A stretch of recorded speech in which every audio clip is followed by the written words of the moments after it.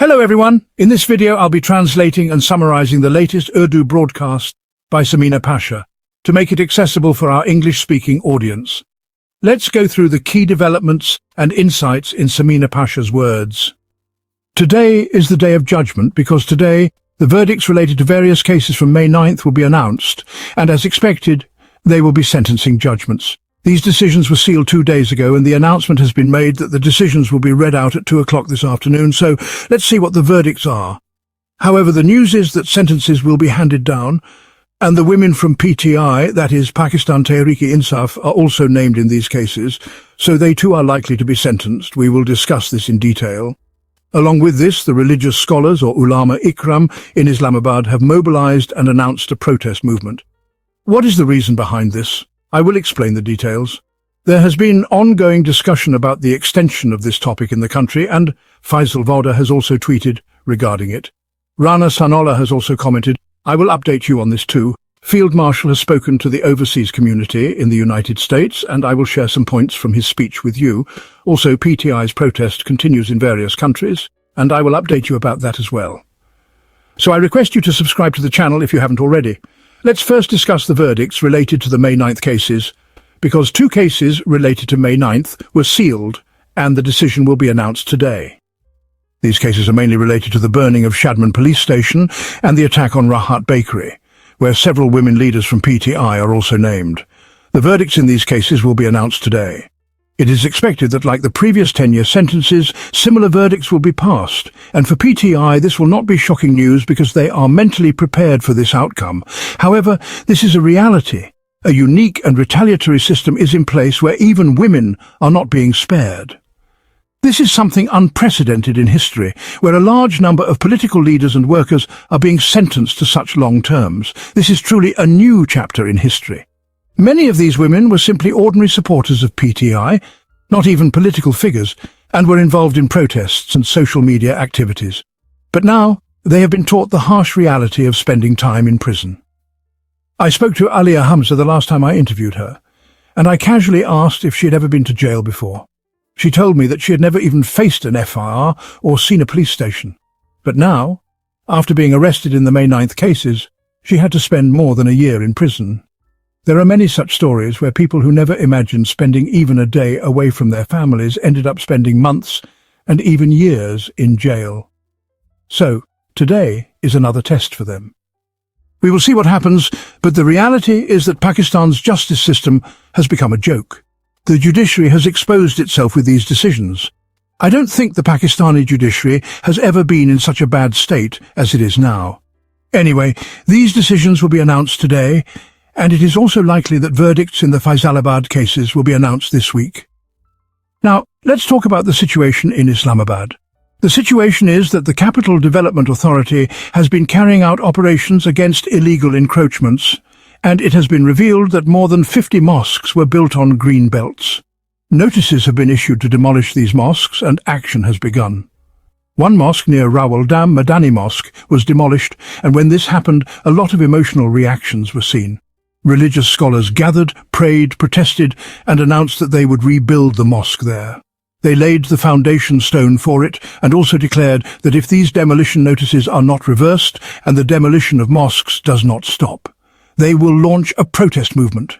They also demanded the resignation of Mohsin Naqvi, the Interior Minister, and the IG of Islamabad, as they believed the decisions and orders of these officials led to the demolition of the mosques.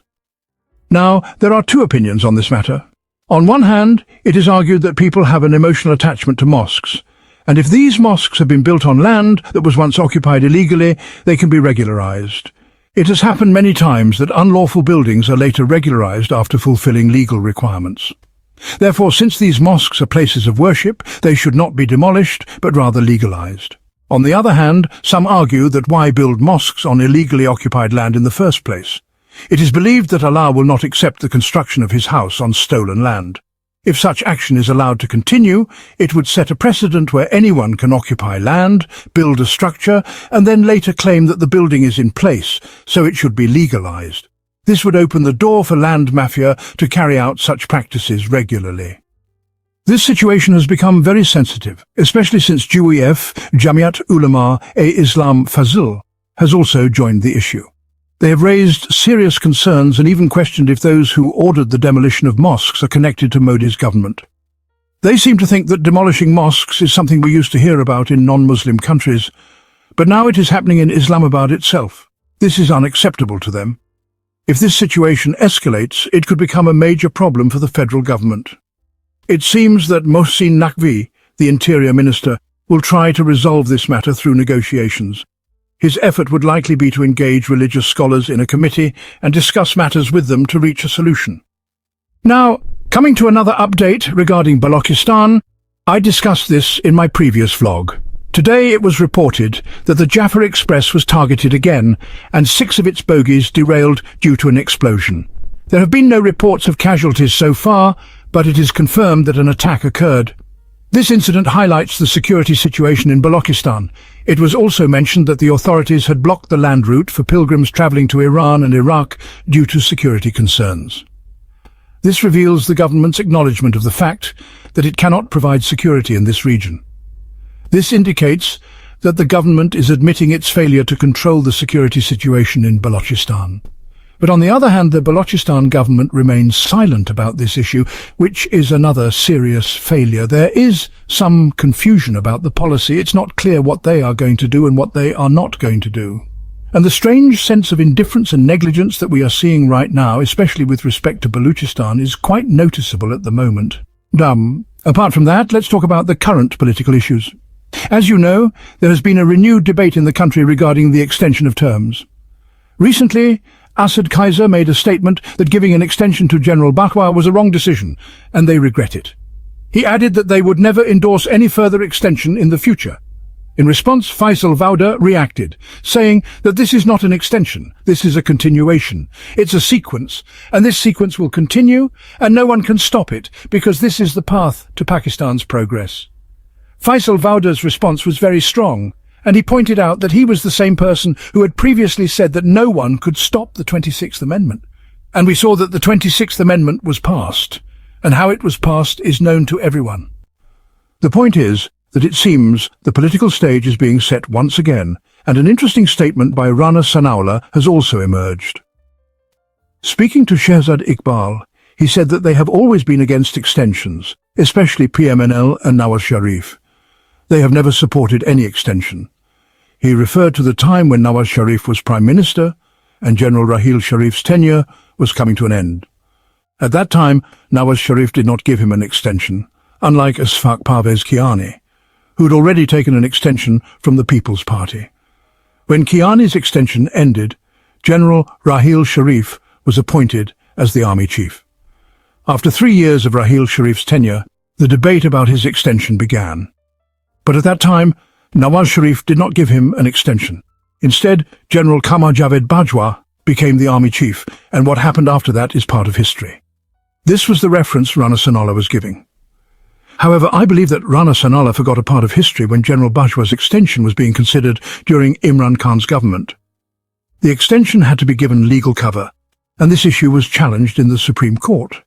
When the Supreme Court questioned the legality of the extension, the matter needed to be legalized through proper legislation, and the Parliament had to pass a law for the extension. For this law, a 2/3 majority was required. The PMNL fully supported the legal process, and after this, the situation regarding General Bahwa's extension became history. So Rana Sanaullah seems to have forgotten this part, which was approved by Nawaz Sharif. Now, as for the current situation, there is still some confusion regarding whether the term is ending in November or if the 5-year term means the end of the term in 2027. My guess is that the government's point of view is that the term will end in 2027, and this is not an extension, but rather the continuation of the original appointment as Army Chief. Therefore, I believe that the PMNL government will take the position that this is not an extension. However, from another perspective, it will be seen as an extension, as extending the tenure of a position is, in a way, an extension. Field Marshal is currently in the United States, and no reaction has been received from his side regarding this matter.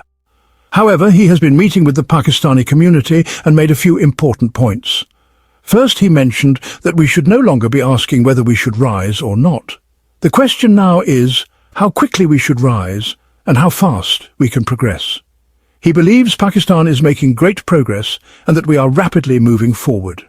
He emphasized that this is the time to work even harder and faster for Pakistan's progress. Regarding the increasing emigration of Pakistanis, he said that this is not brain drain but rather brain gain. He argued that Pakistan's benefit is in the fact that its citizens are working abroad and sending money back. However, many of our experts disagree, arguing that when skilled and educated people leave the country, it harms Pakistan's development. They say that when educated people and skilled workers leave, it impacts the country's progress because such people are needed in the country for its advancement. The government, on the other hand, claims that the money sent back is an asset, especially in terms of remittances. Despite the PTI government's claim that there would be a decline in remittances after their rule, remittances have actually increased. The government views this as a sign of trust from Pakistanis abroad. However, the government does not mention that this increase is also due to new emigrants sending money back to their families. Furthermore, Field Marshal also referred to a Quranic verse regarding social media. He said that although social media is beneficial, it is also often used for spreading misinformation and causing chaos. He quoted the verse that advises people to verify information properly before acting on it, which he has often referenced in his speeches. His current visit to the United States is busy, and he has not shown any intention of leaving soon. In fact, his statements indicate that he envisions a setup that will last for the next 10 years, with the military establishment remaining in power while political leaders come and go. He was also referencing the fact that politicians like Khwaja Asif, from whom Munir had said that he would resign if asked, are not really in a position to resist such instructions. The political figures in the current government, especially those who have been involved in fraudulent activities, are not likely to oppose military power. This is an understood reality in Pakistan's politics. Regarding the overseas protests by PTI, demonstrations have been held in Spain, Denmark and Belgium demanding the release of Imran Khan. These protests seem to be gaining momentum once again as PTI's overseas supporters are actively speaking out. That wraps up our translation of Samina Pasha's video. I hope this English version helped you understand her message better. Please like, share and subscribe to Awami Lens to help our community grow. Don't forget to leave a comment below and let me know what you thought of this effort.